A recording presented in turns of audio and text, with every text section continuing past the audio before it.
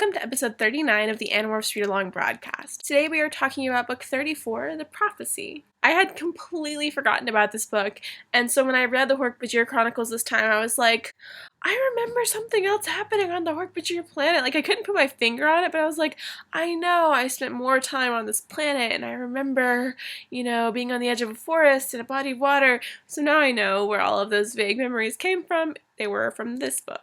In this book, the Animorphs get contacted by the free Hork-Bajir. Apparently the last Arn has shown up with a plan to use Hork-Bajir genetic material to make more Hork-Bajir so that they can take back the Hork-Bajir planet, I guess maybe. This Arn is looking for weapons that were supposedly stolen from the Yeerks and needs help locating these weapons. This is where the book kind of takes like a weird turn into like the mystical. Aldrea's personality, her like essence, has been stored, and it's possible to like put her consciousness into another body. And they're not really clear on this. Like, it's implied that the Arn have done this with their science, but then the ritual to get Aldrea's essence out of the container and into a body is this very like tribal kind of spiritual thing with like chanting and holding hands, and so I don't know, it was strange. I feel like between this and Tobias's death quest vision of Elfangor,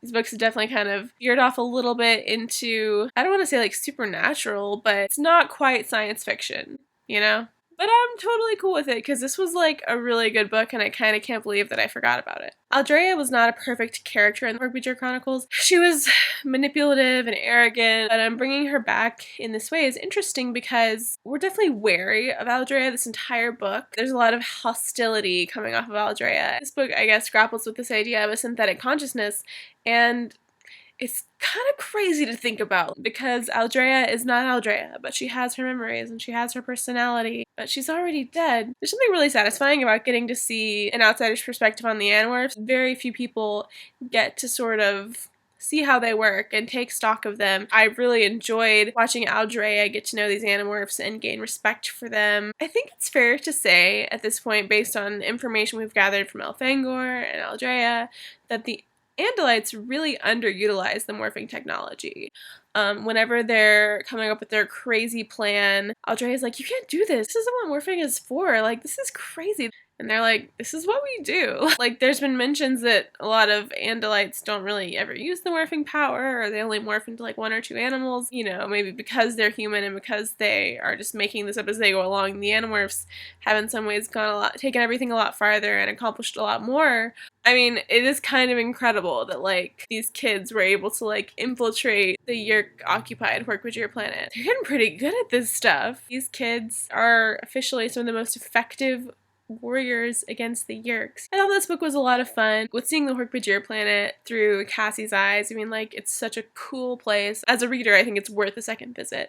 But also there was just like good banter, lots of humorous moments whenever all the Animorphs are complaining about the chi, like, don't clean my room so well, or don't be so nice to my sisters, and Marco's trying to get his chi to ask a girl out on a date. Just good old Animorphs banter. Good times. I don't want to undersell like how big of a victory this is for the Animorphs, because this is a game changer. Like, as we approach the finish line, I feel like this is one of those moments where the tide kind of turns a little bit. I mean, not only did the Animorphs kill potentially thousands of Yeerks, they have opened up a new front on a planet that has been under Yeerk occupation for like decades. Like, this is a huge, huge win. Our little Animorphs did that. I feel like a proud parent, honestly. After they have stolen the weapons and killed all the Yeerks and everything, Aldrea is talking with Axe, and in the wake of this big victory, all of the Animorphs seem kind of down and troubled and awkward. And she asks Axe about it. He says, they regret doing what they know they must. They have an almost Andalite sensibility. I smiled.